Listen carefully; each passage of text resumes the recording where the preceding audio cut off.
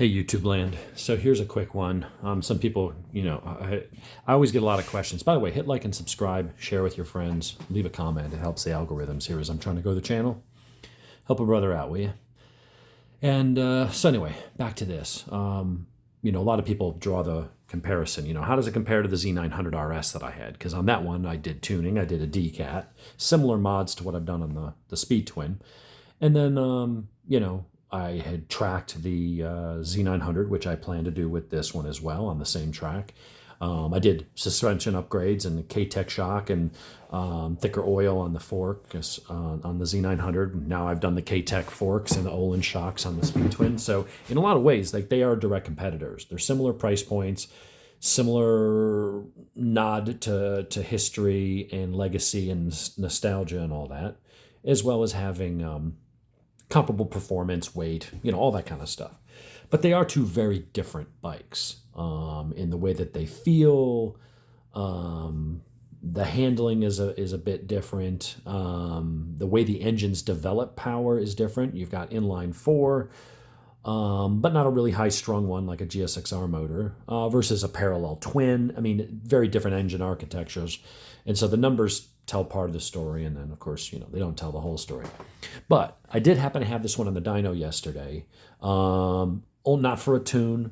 I did make some adjustments based on what I saw, but it's not getting on for a full custom mapping, which is going to take probably 3 or 4 hours, the way that my Triumph tuner does it. But he does a phenomenal job. So I'm expecting really cool stuff out of that. But just, based on the adjustments I've made in the mods, on the Z900, granted, these are two different dynos and 2 different days, but they are both using SAI, so I made sure that the correction factor was the same, which accounts for environmental variables. If it was more humid on one day, colder on another day, it'll try to normalize that, but take it with a grain of salt. It is 2 different dynos on 2 different days. If I had run both bikes on the same dyno on the same day, would they have been slightly different, or this one be different? I mean, this one would obviously have been what it was. Maybe. Will it make a massive difference? No, not from what I've seen with these 2 particular dynos, of which I've used both of those dynos with other bikes, and they both seem to read what I consider to be normal. There's a couple dynos in the area. Brian Livingood, his reads crazy high. He gets good results. He's an amazing engine builder and former pro racer, and does a really good job with his tunes. But then you go over to Opie, Chris Kaler, who also former pro racer and does a good job. His dyno reads low. And then you got Huey, Marietta Motorsports, Chris Moore, which is where this one on top came from. This one came from GMD CompuTrack. They're all using DynoJet 250Is. And they always seem to have about average, and they're within a percentage or 2 of each other. So I don't worry too much about it. So how did the Z900 compare to the Speed Twin? Keep in mind, this has a full tune and a DCAT airbox mod. This is running stock airbox mod, but a DCAT, and no airbox, no other mods other than my tune. So this one's fully tuned, this one's not. What did we see for a difference? Well, horsepower-wise, they're about the same. I got 102 on the Speed Twin versus 100. I think before I had it on standard smoothing, and so it said 103 or something. I wanted to make sure because this one wasn't SAI. I don't have the actual run file. I just snapped a picture of the printout. Otherwise, I would have plotted them both in here together just to make it a little easier visually, but this will work. Horsepower-wise, they're making the same. 2 horsepower here, 1 there on a different day. Variances in the dyno, not worrying about it. Another day it might have been 101 here, and this could have been 100, whatever. They're basically making the same horsepower. The difference is in the torque. We got 83 foot-pounds versus 65, which is normal for a twin. Down here, this is a twin versus an inline 4. So, twins make a lot more torque. I got a pair of 600cc pistons flying around. Those are some big old slugs bumping up and down. It's going to make some good torque. Then you've got up here, you've got 65, basically let's just round it up, say we got 66 foot-pounds. It's down 20%. From this, 25%. I mean, it's a big drop in torque. I don't know that it ever felt like it was that much less torquey, to be honest. The way it comes on is really good. And look how flat that is from 3,000 Goes up and down a little bit, but it basically stays in that fat, meaty torque range, and it doesn't start dipping below 60, until it gets out here where the power drops off. This one, and unfortunately because I snapped a pick, we didn't move this, so it's covering part of it, but you can draw the line here in your head from there. You can almost see the faint outline of it there. But this torque is the same way. From 3,000 RPM, I think that's 3,000. Yeah, okay, so from 3,000, the torque is down here around 40. This one comes alive here. I'm sorry, we're looking at this line right here. So at 3,000, it's almost at the 60s, and by 3,500, it's well over 70. By 4,000, it's over 80, and it stays above. It never comes back. Once it comes on at 3,500 and it's over 70, it never really gets down to where this one is. I mean, out here, as you're getting towards the top of the rev range, it's down, dipping into the 50s, which is like where, not 600s, but like a Gixxer 750 would be, or a Triumph 675, the 765. Those smaller motors are kind of down in this range. This one out here, when it bumps into the rev limiter, it is still at 65, 66. So even here, when it's dropped and it's about to sign off, it's still on par with the highest torque you ever get out of this. And in the fat part of the mid-range, you're up here in the 70s and even in the low 80s. This is a way torqueier motor. You'll also notice that the power curve, and this was after the ECU flashed where we kept the throttle bodies open and all that kind of stuff to redline, it hits peak horsepower, and then it'll redline out here. I don't even think we hit the rev limiter, but you can see the more you rev it, the less power it makes.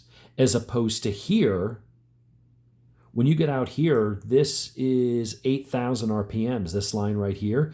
It's still holding on right until the point where we did hit the rev limiter and burp, but that horsepower and torque pulled hard right to, instead of peaking somewhere out here, it's technically peaking around 8,700, 8,800, and then it just, so you basically you shift at 9, because if you try to hold it any longer, the more you rev it, the less power it makes, the less torque it makes.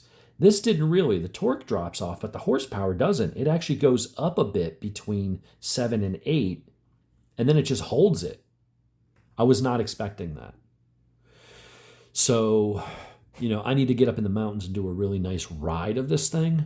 But just looking at the power alone, yeah, this one revs out. When you look at the difference in the rev ceiling, it's not that much different. I mean, technically this revs out to almost 10, but honestly, you really wouldn't rev it past 9.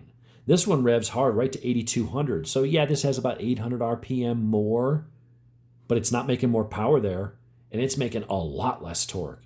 In that range out here, you're in the low 60s, dipping into the 50s, and then it just falls off a cliff. So you feel that when you ride.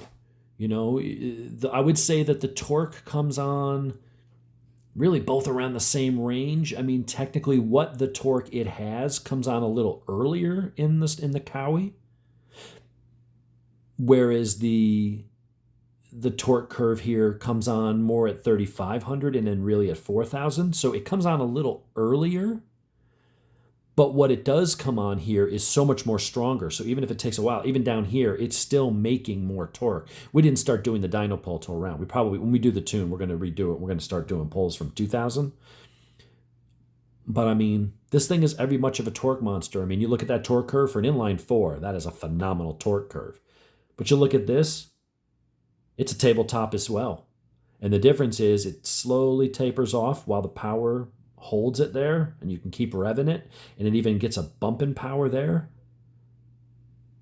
But it never really falls until it hits that rev limiter. So that's the review of, just comparing the dyno charts between those two bikes. I get a lot of questions around what's it like to ride, which is the better bike. And before I was saying, I think that the Kawi's got the stronger motor. After doing the dyno pulls, and we haven't even done the full tune like this one's had, I think we're going to see more mid-range torque on this. I don't think we're done here. I think we're going to see more mid-range torque, and I don't know if we're going to get much more power up here. Maybe we'll fill in that little gap right there. But what we're going to get is probably a more arched, a bit more mid-range before it then hits its stride up there. But we did have a lean condition in here. And so this area right here, I think is going to be, instead of there, it's going to be up here. And the horsepower instead of there, it's going to be up there. I think we're going to pick up a little bit of power between here and here, not so much up there. So it may come up and then start to come down a little bit. That would be my prediction based on what I saw of the fueling. We'll see what actually happens. But I was really freaking impressed. I mean, those numbers, and granted, again, different dyno, different day, it's not gospel, but I was thinking if I got 96, I'd be happy. If I would get not 98, I'd be elated. I was not expecting it to be pushing almost 103. So anyway, and the foot-pounds, I was like, maybe it would be like 78, 79. Maybe if we really get lucky, we'll get 80. I wasn't expecting 83, almost 84 foot-pounds of torque. That's a lot of torque. So is his dyno optimistic? He says it's not. And based on other bikes, my Tuono and my Street Cup that I've had on his dyno wasn't optimistic. I was getting almost identical numbers to what I got with those same bikes on other people's dynos. So from what I can tell, his numbers are right in there. So that's the difference. Those are the power curves. I'll get some more definitive data once we get a full dyno tune on this. And then I'll be able to plot these a little nicer and move this out of the way so we can really get in and look at what's doing what and where and show the AFR, where it is and all that kind of stuff. But that's what we got for now. So I'll stop rambling. People asked for it. There you go. That's what we got.